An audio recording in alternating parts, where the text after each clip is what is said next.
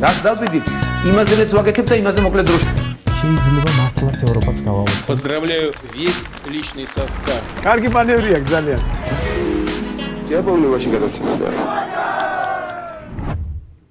ირაკლი კობახიძეს, რომელიც საკუთარ თავს საქართველოს პრემიერ-მინისტრს უწოდებს, დღეს გაუმართავს სპეციალური პრესკონფერენცია ბორის ივანაშვილის სადიდებლად.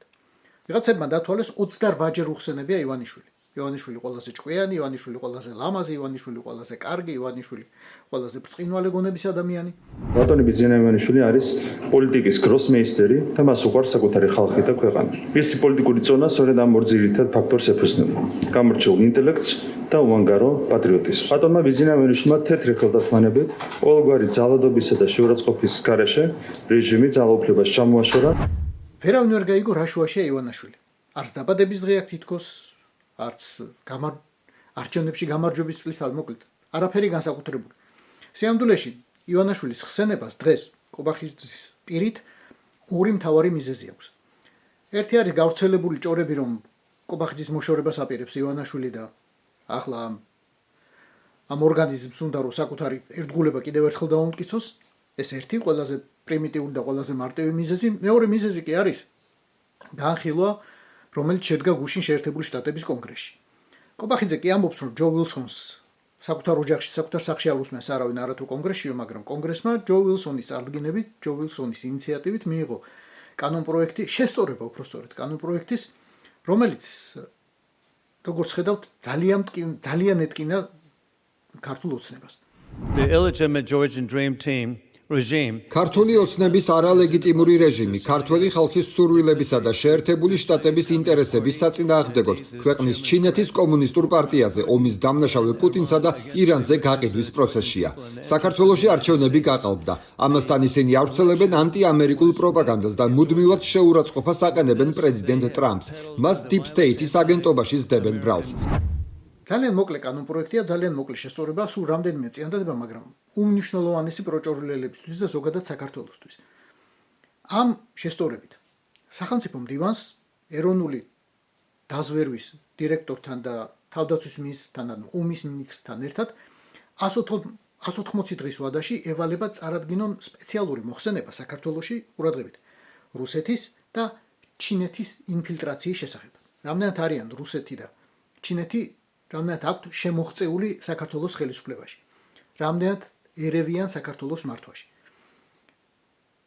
ეს მოხსენება იქნება საიდუმლო, მაგრამ ამ მოხსენებასთან ერთად სახელმწიფო მდივანმა უნდა წარადგინოს მოხსენება და 5 წლიანი გეგმა. რას ფიქრობ საქართველოსთან ურთიერთობაზე, რამდენად ეფექტურად გამოიყენება ფული საქართველოს დახმარების და ზოგადად ღირს თუ არა საქართველოსთან და საქართველოს ხელისუფლებასთან ურთიერთობა და ნებისმიერი რესურსის ხარჯვა. ეს დოკუმენტი, ეს შესწორება ძალიან რომ ეტკინათ პროჭორილელებს ძალიან მარტივი მაგალითით ჩანს. უკვე დღეს საქართველოს და ჩინეთმა გამოაცხადეს 3 წლით ადრე მიღწეული სტრატეგიული ხელშეკრულების ინტენსიფიკაციისა და ყოვლისმომცველ ფაზაზე გადასვლის შესახებ. ეხლა ეს ყოვლისმომცველი ფაზა განმარტებული არ არის, მაგრამ ფაქტია, რომ ჩინეთი უფრო აქტიურად და უფრო აგრესიულად შემოდის საქართველოში. ხოლო რაც შეეხება რუსეთთან ურთიერთობას, მე მგონი ამაზე ხა შეერთებული შტატების დაზვერვის ან ნებისმიერი სხვა დაზვერვის მოცდენა უბრალოდ არ ღირს, იმიტომ რომ საქართველოს მართავს ადამიანი და კობახიძემ დღევანდელი ბრიფინგი დაადასტურა, რომ სწორედ აი ის ადამიანი, ის არაფორმალური მართველი მართავს საქართველოს, ადამიანი, რომელიც რუსეთში გამდიდრდა, რომელმაც რუსეთიდან საქართველოში არჩევნების მოსაგებად შემოიტანა 2 მილიარდი დოლარი. 2-3 მილიარდი დოლარი. სულ ცოტა. ადამიანი, რომელიც აგრძელებს რუსეთთან ბიზნესს მას შემდეგაც, რაც ოფიციალურად გამოაცხადა, რომ გაყიდა ყველანაირი ბიზნესი რუსეთში.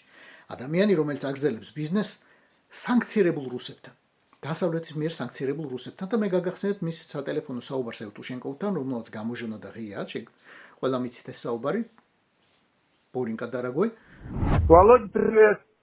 Боренька, привет, родной. Рад тебе слышать. Боря. Да. რომელშიც სავარაუდოდ საუბარია უკრაინიდან მოპარული, რუსების მიერ მოპარული ხორბლეულის გაყიდვაზე საქართველოს სახელით მსოფლიო ბაზარზე. და ამ აფერაში, ამ სქემაში ჩართული იყო არა მხოლოდ ბორია ივანაშვილი, არამედ მისი მაშინდელი პრემიერ-მინისტრი ირაკლი ღვარებაშვილი, რომელიც დღეს მოიძულა და აღარ ციხეში გაუშვა, მაგრამ ფაქტია, რომ ამ სქემაში ბორის ივანაშვილის ბიზნეს სქემაში ჩართული იყო მთელი სახელმწიფო სტრუქტურა და ჩართული იყო ბორის ივანაშვილის მითითებით.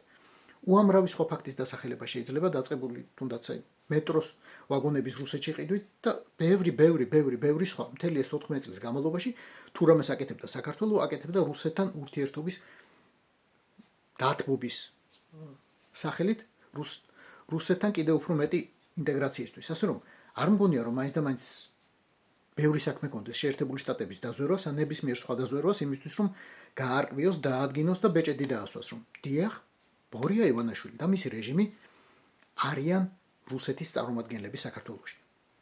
ბოლოს და ბოლოს ყველაფერს რომ თავი დავანებოთ. საქართველოს მართავს ადამიანი არაფორმალურად, რომელსაც გამოცხადებული აქვს რუსეთის პრეზიდენტის მადლობა რუსეთის საპრეზიდენტო არჩევნებში მონაწილეობისთვის და ამ არჩევნების წარმართვისთვის.